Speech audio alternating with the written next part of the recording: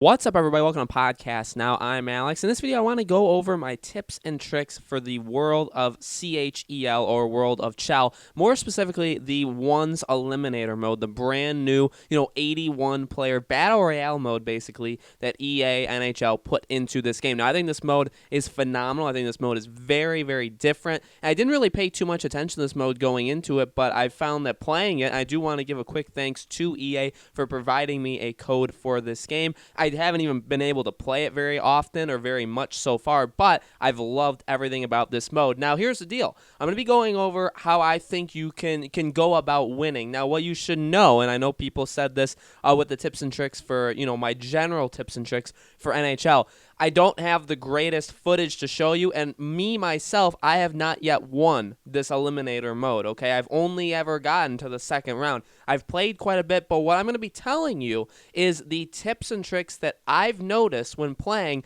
that when I'm doing them, I'm succeeding. When I'm not doing them, I'm failing. And when other people are doing them, they're succeeding. So I may not be the biggest expert on this mode, but I do honestly believe you can trust in what I'm saying, because the concept is what you need to follow. If you can do these things better than I can, I think you'll be able to win this Eliminator mode. Now, here's the deal.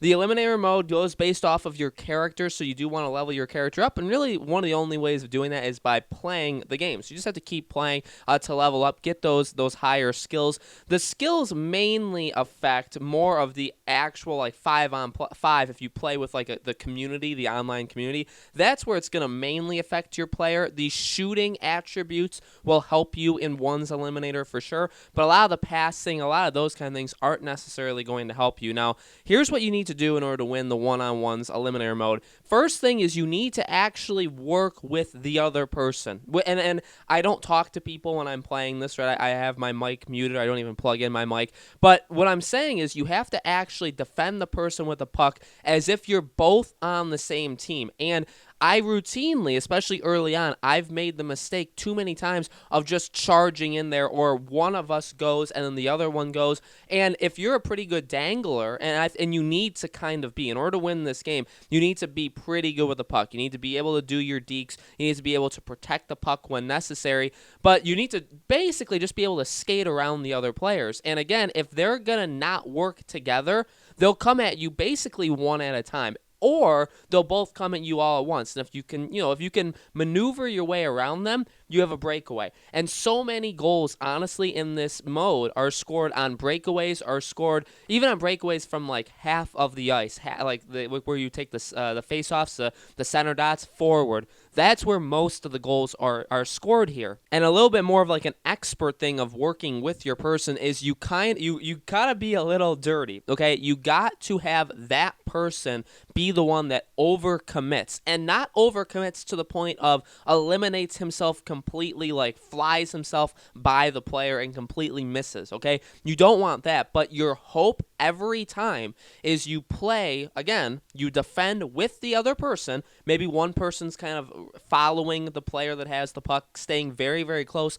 and then you are a little bit off. Now, you don't want to be too far off, because if the player actually manages to take the puck from the person who has it, then they have almost a breakaway because you're so far away. So you do have to be close enough that if something happens, you're ready to take it from the player who took it from the player, if that makes any sense. You always want to kind of be close, but you don't want to be too close. Now, you also don't want to be the one that throws that huge body check, and this is where I really have messed up. On threes mode, you can go for that massive hit. Okay, that's actually what you should do. You should you shouldn't be reckless, but you should line up the hit, take the hit, and then one of your other AI players will take it. The problem with this mode is you're only one person, and if you go out of your way to do that huge hit where both of you are on the ground for quite some time, the third person has the breakaway. So what I recommend is you be that third person, be a little bit away from the player, and then wait for one of them to mess up, steal the puck, and go.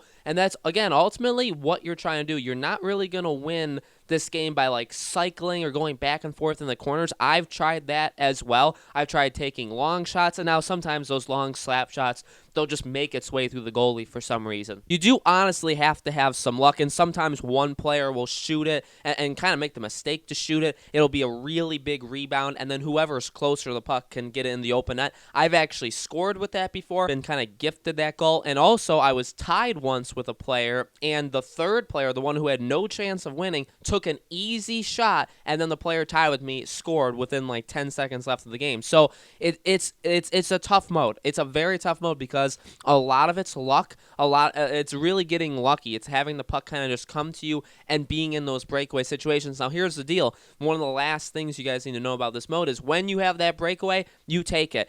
The same move. You just do the same move over and over, kind of that forehand, backhand goal, or backhand, forehand, or backhand, forehand, backhand. I mean, you do like 2 to 3 drag across your bodies, and then you shoot. The goalies are slightly smarter in this game, yes. However, they've really improved the backhand shots, and I do really like it. When you're going off your backhand, it's no longer super weak. You can score some very, very good goals, and you feel just as kind of powerful, if you want to say it like that. You feel like you can score just as many goals on your backhand as on your forehand when you're that close. So you just do, you have to be good at breakaways. That's not something I can necessarily teach you. Just find your own way. If taking that easy shot is your way and you know how to aim the puck really, really well, whatever. But when you're on a breakaway, you need to make it count. You need to be able to score because most goals in this game are going to come from breakaways, mainly because, again, of those breakdowns. Either both players will prematurely go after the puck carrier, and then the puck carrier is just going to go around them and have that breakaway,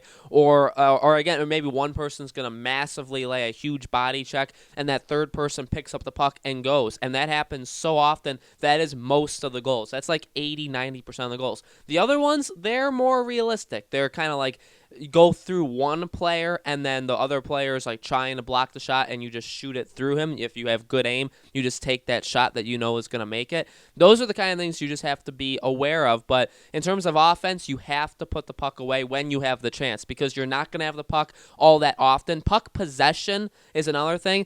If you're playing it, I believe, against like the AI, if you're playing it by yourself, when you can kind of pick your skaters and you unlock certain skaters at levels, if you're doing that, it tracks actually at the end how long each player have the puck, and it maybe makes you think, oh, maybe I just need to possess the puck more. Realistically, you don't need to possess the puck all that often at all. Again, if you have the puck, you should be scoring it within like 10 seconds, absolutely max. Okay, so really, you shouldn't have the puck all that often in the way of you need to score immediately and then go back and get the puck. And that's the final thing I want to talk about is knowing the puck location. So there's a couple things that happens in this game. The first thing is the opening puck drop, which normally happens, I think, on the right side, the right diagonal of the screen. And I believe it happens every single time there.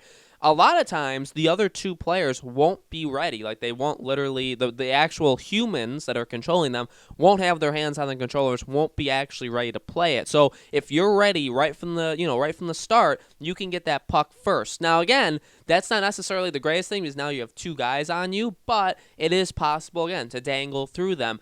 So, knowing where the opening puck is, but also knowing that if the puck gets shot out, it's going to drop almost immediately after, and it really only drops in like 3, maybe 4 spots on the entire ice. That's it. There's really not a lot of randomness to it, and yeah, it changes it up a little bit so it's not dropping the same spot every time, but if you know the spots that the puck's going to drop, and you know, once the puck gets shot out, don't go for the boards that the puck was shot out of. Make sure you're going back to where one of those key spots that the puck will drop, because then you'll get it first. And another thing is the goalies, when they have the puck, if you're not pressuring them, I'd say if you're not within 5-6 feet of them, all 3 players, it can't just be you, but a lot of other players will do it as well. If you're not that close, the goalie will either shoot it all the way to his left or all the way to his right. So that's another trick. If the goalie kind of has the puck and the other players are backing off, maybe they're going back to one of those farther spots. Because if the goalie freezes the puck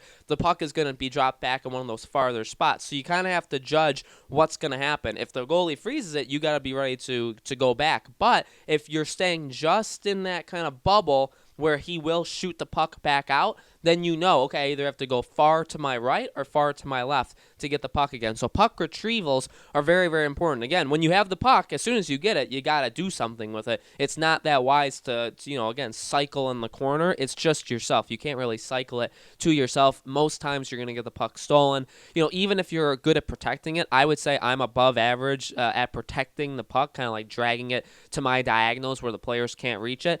Players will still get the puck eventually from you, so you don't want to have the puck for all that long. So guys, I think that's everything for my tips and tricks for the Eliminator mode in World of CHEL. Let me know in the comments below what you guys think of my tips and tricks. What do you guys do to be good? As any of you guys actually want it, let me know. And if you have any questions or you want me to be more specific, I'm very happy. I'll comment back. We'll have discussions in the comments, so don't worry if something that you don't know didn't get answered. I'll answer it in the comments below. Make sure you let me know all that stuff. And make sure you guys subscribe to our YouTube channel podcast. Now hit that bell icon so you guys know when all these videos go up. Thank you as always for watching. I hope to see you all on the next video.